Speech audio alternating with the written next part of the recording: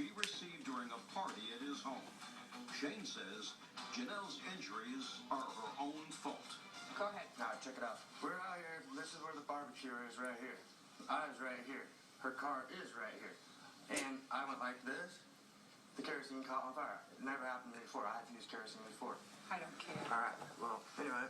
So, what any normal person would do with the can on fire that just blew up, he'd toss it, right? Well, I tossed it out of everyone's way. It didn't go right there. It went right here.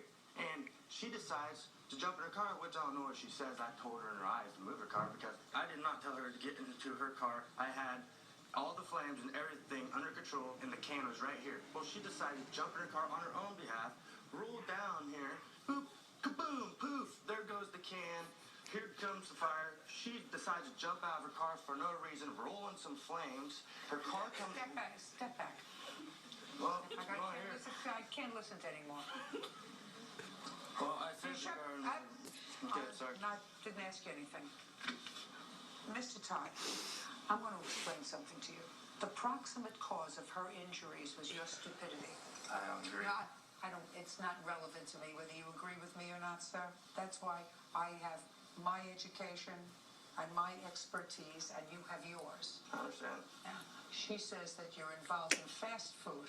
I assume the fast food you're involved in does not require you to start fires on a regular basis. Good. Now, you are legally responsible since your stupidity was the direct result of her burn. Let's put it another way. Let's say you started this kerosene fire and it got totally out of control. And while she was in the kitchen, while the fire was going on, having nothing to do with the fire, she sliced her finger off, cutting meat in your house. Now, her slicing her finger off would have nothing to do with you starting this fire stupidly with kerosene, right? Correct. Right? So I would say, case dismissed.